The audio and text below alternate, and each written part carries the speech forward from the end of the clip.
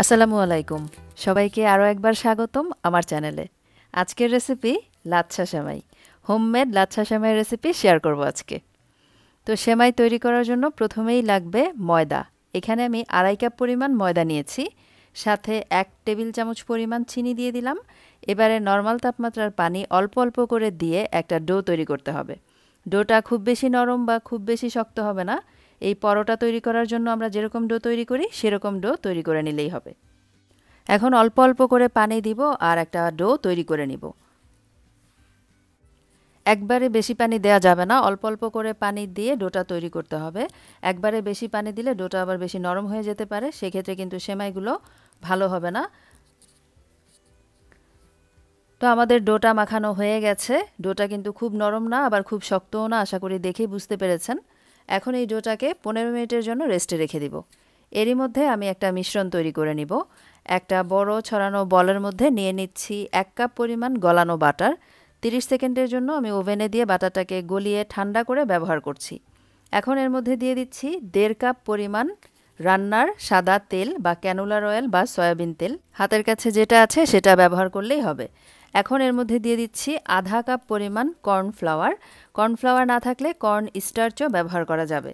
এবারে এই 3টা উপকরণ একসাথে ভালোভাবে মিশিয়ে নিচ্ছি। মিশানো হয়ে গেছে, অন্যদিকে 15 মিনিট হয়ে গেছে, আমাদের ডোটা রেস্টে ছিল। এরই মধ্যে ডোটা কিন্তু আরও কিছুটা নরম হয়ে যাবে। এখন এই ডোটাকে আমি 4টা ভাগে ভাগ করে নিব। 2.5 কাপ পরিমাণ ময়দা থেকে 4টা লাচ্ছা সেমাই তৈরি করা যাবে। ছোট সাইজের করলে 5টাও করা যাবে, তবে 4টা করলে সাইজটা খুব সুন্দর হয়। সেমাইয়ের প্রতিটা সেমাইয়ের সাইজ দেখতে খুবই সুন্দর হয়। এবারে এই 4টা বলকে আমি হাত দিয়ে গোল করে স্মুথ করে মাঝ বরাবরই একটা ছিদ্র করে দিলাম, ঠিক ডোনাটের মতো। আর ডোনাটের মতো ছিদ্র করার পর 4-5টা খেয়াল রাখতে হবে যেন সমান হয়, কোনো দিকে চিকন বা মোটা না থাকে। একইভাবে সবগুলো ডোনাটের মতো তৈরি করে সেই মিশ্রণটার মধ্যে রেখে দিতে হবে 1 ঘন্টার জন্য। ভালোভাবে ভিজিয়ে রাখতে হবে।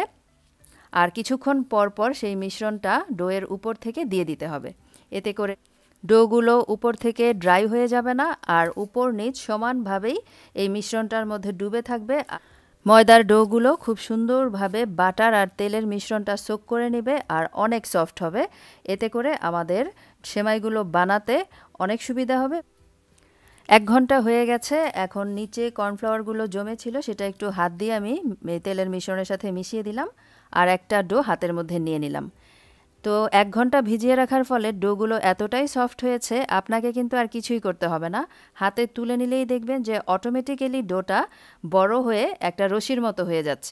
যখন একটা চারের শেপ করা যাবে তখন একটা প্যাচ দিয়ে চারের মতো করে আবারও সেই তেলের মিশ্রণের মধ্যে ভিজিয়ে রাখতে হবে।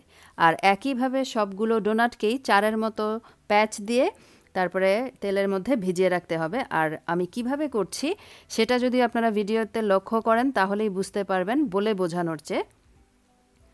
তো একে একে আমি সবগুলোই করে নিচ্ছি। আর ভিডিওতে আমি একটু ডিটেলসে দেখিয়েছি সবার বোঝার সুবিধার জন্য, এই কারণে ভিডিওটা একটু লং হয়েছে। যারা বাসায় স্বাস্থ্যকরভাবে লাচ্ছা সেমাই নিজ হাতে তৈরি করতে চান, তারা যদি ভিডিওটা মনোযোগ দিয়ে দেখেন তাহলে আশা রাখছি আপনারাও প্রথমবারেই পারফেক্টভাবে লাচ্ছা সেমাই তৈরি করে নিতে পারবেন। তো কিছুক্ষণ পর পর মিশ্রণটা একটু নাড়িয়ে দিতে হবে, কারণ তলার মধ্যে কিন্তু কর্নফ্লাওয়ারগুলো জমে থাকে। একটু নাড়িয়ে দিলে তেলের সাথে আবারও মিশে যায়। তো একইভাবে আমি সবগুলো ঘুরিয়ে ঘুরিয়ে বাংলার 4 যেভাবে লেখে ঠিক সেভাবে করে প্যাচ দিয়ে আবারও ভিজিয়ে রাখছি। এখন কিন্তু আমাদের একটাই কাজ, বারবার প্রতিটা ডোকে তেলে ভিজিয়ে রাখতে হবে আর তুলে তুলে এইভাবে হাত দিয়ে নেড়ে নেড়ে, কিভাবে আমি করছি সেটা আসলে বলে বোঝানোর চেয়ে আপনাদেরকে দেখে বুঝে নিতে হবে। এভাবে প্রতিটা ডোকেই হাতে নিয়ে ঘুরিয়ে ঘুরিয়ে রশির মতো লম্বা করতে হবে আর চারের মতো করে ডাবল করে একটা প্যাচ দিয়ে তেলের মধ্যে ভিজিয়ে রাখতে হবে। আর এই প্যাচ দেওয়ার কাজটা করতে হবে 10 থেকে 12 বার। 10 থেকে 12 বার করার পরে আমাদের লাচ্ছা সেমাই তৈরি হয়ে যাবে। কাজটা করতে হবে খুবই সাবধানে, হালকা হাতে। আমি ফাস্ট ফরওয়ার্ডে দেখাচ্ছি তাই মনে হচ্ছে অনেক দ্রুত করছি, আসলে না, একটু আস্তে আস্তেই করতে হবে। একটু অসাবধান হলেই কিন্তু ছিঁড়ে যেতে পারে। হাতের মধ্যে তুলে খুব হালকা হাতে এভাবে ঘুরিয়ে নিলেই দেখবেন যে অটোমেটিক্যালি এটা রশির মতো বড় হয়ে যাচ্ছে। তারপরে হালকা করে প্যাচটা দিয়েই আবার তেলে ভিজিয়ে রাখতে হবে। এইভাবে করে 10 থেকে 12টা প্যাচ দিতে হবে। প্রায় 7 থেকে 8টা প্যাচ দেওয়ার পরে এই সেমাইয়ের ডোগুলো কিন্তু অনেকটাই বড় হয়ে গেছে। আমার একটা পাত্রে জায়গা হচ্ছিল না, তাই আমি আরেকটা ছড়ানো পাত্রে নিয়ে নিলাম। আর অর্ধেক পরিমাণ তেলের মিশ্রণও এর মধ্যে দিয়ে বাকিগুলোকেও ভিজিয়ে রাখতে হবে। এরপর একই কাজের পুনরাবৃত্তি করতে হবে, সেই ঘুরিয়ে ঘুরিয়ে রশির মতো তৈরি করা আর প্যাচ দিয়ে দেয়া। তো এই কাজটা যতবার আপনি করবেন সেমাইটা কিন্তু ততই চিকন হবে। তবে 12 থেকে 13 বারের বেশি না করাই ভালো। এর থেকে বেশি দিলে সেমাইটা এত বেশি চিকন হয় যে শোনপাপড়ির মতো হয়ে যায়, সেক্ষেত্রে কিন্তু খুব একটা ভালো লাগে না, রান্না করার পরে একদম গলে যায়। আর 10টা প্যাচ দিয়ে সেমাইটা তৈরি করার পরে সেমাইটা কিছুটা মোটা থাকে। তো আমি দুইভাবেই আজকে করে দেখাবো, 10 প্যাচের সেমাই আর 13 প্যাচের সেমাই, তাহলেই আপনারা পার্থক্যটা বুঝতে পারবেন। তো মোটামুটি আমাদের সেমাই কিন্তু তৈরি হয়ে গেছে। এই যে দেখতে পাচ্ছেন অসংখ্য তারের মতো সৃষ্টি হয়েছে, আর কতটা চিকন হয়েছে আশা করি দেখেই বুঝতে পেরেছেন। আর সেমাইগুলো কিন্তু ছিঁড়েও যায়নি।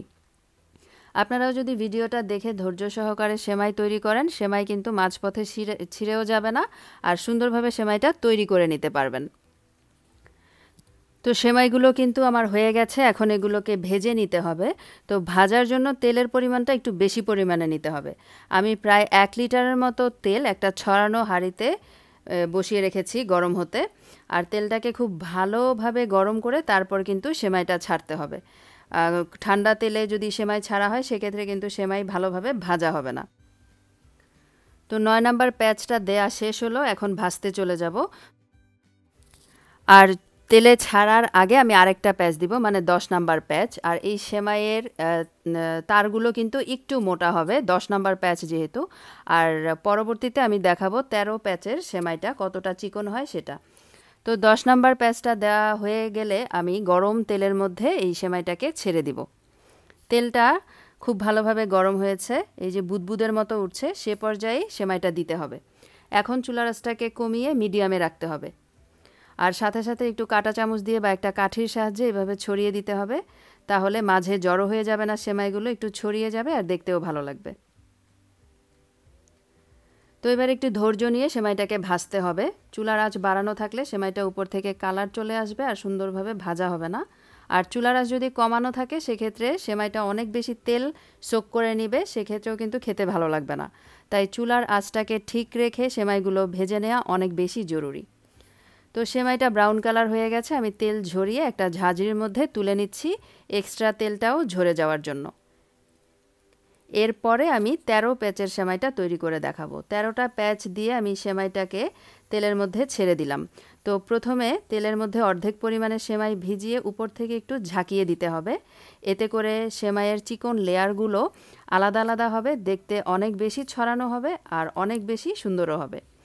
তো এই যে দেখতে পাচ্ছেন যে সেমাইটা কতটা ছড়ানো হয়েছে আগেরটার তুলনায়। চামচ দিয়ে আর একটু ছড়িয়ে দিলাম। আর ঘিয়ের ফ্লেভার আসার জন্য আমি 1 টেবিল চামচ পরিমাণ ঘি দিয়ে দিলাম। প্রতিটা সেমাই ভাজার আগে এরকম একটু ঘি দিয়ে দিলে প্রতিটা সেমাই থেকে কিন্তু অনেক সুন্দর ফ্লেভার আসে। হালকা করে কাঁটা চামচ দিয়ে একটু নাড়িয়ে নাড়িয়ে সেমাইগুলোকে ভেজে নিতে হবে। আর একটা চামচের সাহায্যে একটু চেক করতে হবে যে সেমাইটা শক্ত হয়েছে কিনা। যখন সেমাইটা একটু শক্ত হয়ে যাবে তখন 2টা চামচের সাহায্যে সেমাইটাকে সাবধানে উল্টে দিতে হবে। এখন অপেক্ষা করব আরেকটা পাশও ব্রাউন কালার করে ভাজা হওয়া পর্যন্ত। আর বাকি যেই আরও 2টা ডো বাকি আছে সেগুলো কিন্তু আমি সেই তেলের মিশ্রণের মধ্যেই ডুবিয়ে রেখেছি। যেহেতু একটা একটা করে সেমাই ভেজে নিচ্ছি, তো বাকিগুলো কিন্তু আলাদা পাত্রে তুলে রাখা যাবে না। খেয়াল রাখতে হবে যেন ড্রাই না হয়ে যায় আর সেই তেলের মধ্যেই ভেজানো থাকে। তো চিকন তারের সেমাইটাও তৈরি হয়ে গেছে। এই যে দেখতে পাচ্ছেন মোটা তারেরটা একটু ছোট আর চিকন তারেরটা একটু বড় হয়ে। তো এই তো সবগুলো সেমাই আমি একইভাবে তৈরি করে নিয়েছি। আপনাদের পছন্দ অনুযায়ী আপনারা মোটা বা চিকন তারের করে সেমাইগুলো তৈরি করতে পারেন। পরের পর্বে কিন্তু এই সেমাইগুলো আমি রান্না করে দেখাবো। তো যারা এখনও আমার চ্যানেলটাকে সাবস্ক্রাইব করেননি তারা চ্যানেলটাকে সাবস্ক্রাইব করে সাথেই থাকবেন। আজকের মতো এখানেই বিদায় নিচ্ছি। ভালো থাকবেন সবাই। আল্লাহ হাফেজ।